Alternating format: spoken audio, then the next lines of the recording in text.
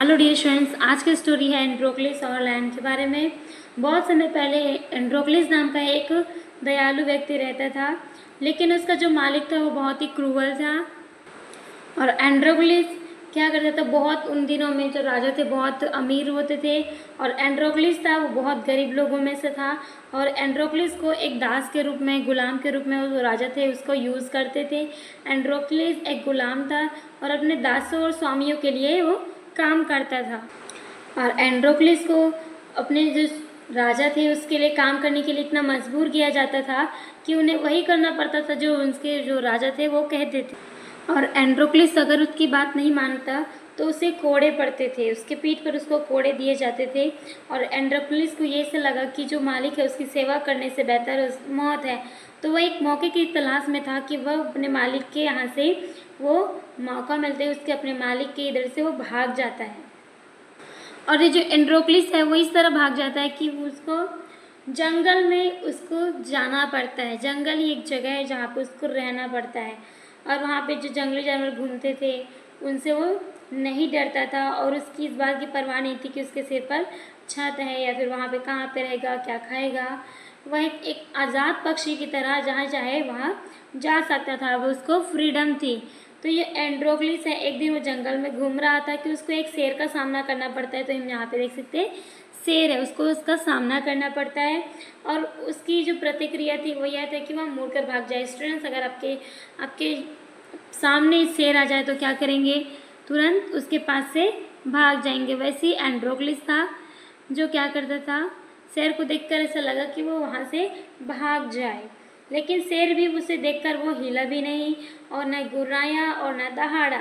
और उसकी उसकी जो स्थिति थी बहुत ही खराब दिख रही थी, उसे बहुत दर्द हो रहा था शेर को। क्यों हो रहा था, तो फिर एंड्रोक्लिस था तो समझदारी से काम लिया, वो रुक गया और बहुत ही सावधानी से, एकदम सावधानी से शेर की ओर बढ़ा, डरते हुए, क्योंकि शेर था वो कुछ भी कर सकता था। और एक कदम आगे आगे से बढ़ाया तो उसे देखा कि शेर है वो दर्द से करा रहा था और वो कह रहा था कि शेर था वो कृपया मेरी मदद करो, ऐसा वो धीरे धीरे बोल रहा था।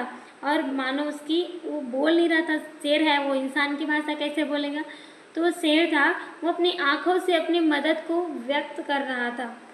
और उसके पास पहुंचे एंड्रोक्लिस ने तो देखा कि उसका जो पंजा था उसको वो चाटने लगा।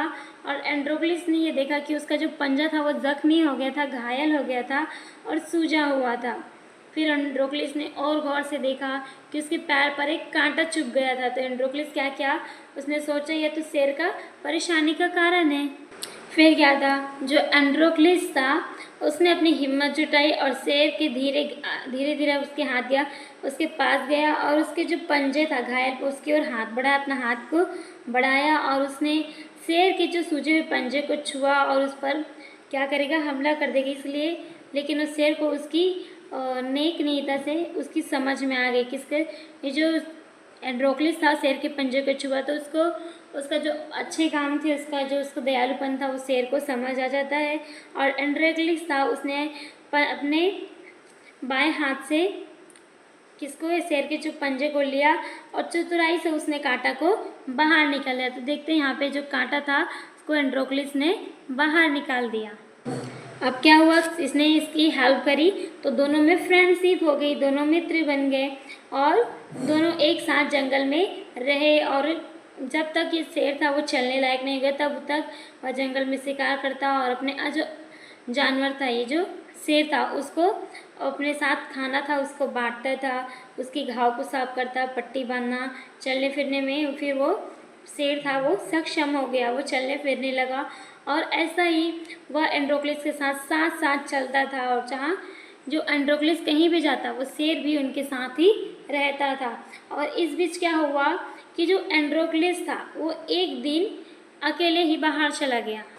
तो फिर जो एंड्रोक्लिस के जो मालिक था, राजा था, वो उसके अधिकारियों ने शिकायत करी कि एंड्रोक्लिस जो गुलाम था वो भाग गया है। एंड्रोक्लिस को पकड़ने के लिए उसके सभी डायरेक्शंस में सैनिक भेजे गए और उन्हें क्या किया कि उन्हें बहुत ढूंढा, लेकिन एंड्रोक्लिस था कहीं पर भी नहीं मिला क्योंकि वो तो जंगल में रहता था। और हुआ यूँ कि उस दिन जो एंड्रोक्लिस था क्या करता, अकेले बाहर गया था जैसे बताया, जबकि जो शेर था वो गुफा में वो अपनी आराम कर रहा था गुफा में।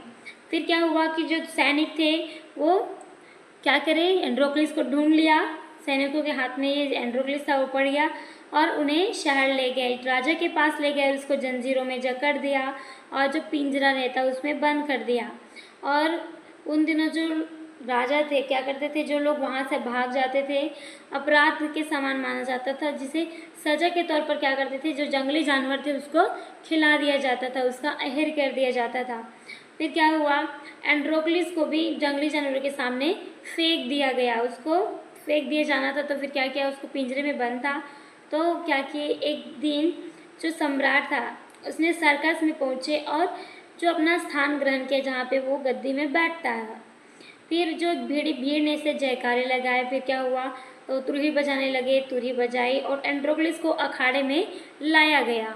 देखते हैं एंड्रोक्लिस को कहाँ पे, अखाड़े पे जहाँ पे सब लोग बैठे हुए थे वहाँ पे लाया गया।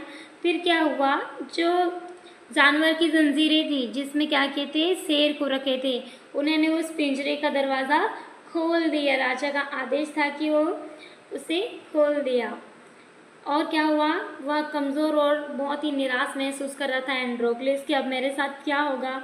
उसे यकीन भी था, उसे विश्वास था कि उसके जीवन का ये आखिरी दिन होगा, क्योंकि जानवर को छोड़ दिया तो एंड्रोक्लिस को खा जाएगा, तो ये उसके जीवन का लास्ट दिन था। और जैसे ही उस गेट को खोला गया, उस पिंजरे के गेट को, तो एक खूंखार शेर जो था वो मैदान में छोड़ा गया। और जो खूंखार शेर था वो भूखा रखा गया था, क्योंकि जैसे भूख लगे तो बहुत ही तेज़ी से जैसे इंसान मिले उसको खा जाए। तो एंड्रोक्लिस डर से भर गया था और उसने बहादुरी से काम लिया। तो उसने क्या देखा कि शेर ने जिस शेर को छोड़ा गया था वही शेर उसका साथ ही निकला। तो एंड्रोक्लिस को मालूम था और शेर को मालूम था कि जो शेर था वो उछलता दहाड़ता हुआ आया और उसकी ओर दौड़ा, और जैसे ही एंड्रोक्लिस को देखा वो अपनी जगह पर रुक गया और धीरे धीरे आगे बढ़ा कि उसका सारा गुस्सा पिघल गया। और एंड्रोक्लिस ने यह देखा कि जो एक दूसरे को जो दो दोस्त थे अपने आप को पहचान गए थे कि ये मेरा दोस्त है जो मुझे जंगल में मिला, मेरी हेल्प किया था। फिर सभी को आश्चर्य हो गया कि ये कैसे इन दोनों में दोस्ती हो गई, शेर इसको खा क्यों नहीं रहा है। तो क्या हुआ कि जब वह उसके पास गए, यानी जो शेर वो गुर्राने लगा और उसके नाक के उसके खिलाफ रगड़ने लगा, ये जो शेर था उसके नीचे वो रगड़ने लगा। और एंड्रोक्लिस ने शेर को गले लगाया और उसे राहत मिली और खुशी से ये रो पड़ता है, क्योंकि मेरे आज लास्ट डे था, मैं मरने वाला था, लेकिन मैं आज बच गया क्योंकि ये मेरा दोस्त था जो मुझे खाने आ रहा था, तो मैंने इसकी हेल्प करी इसलिए मैं बच गई। इसलिए जो एंड्रोक्लिस था वो रो पड़ा।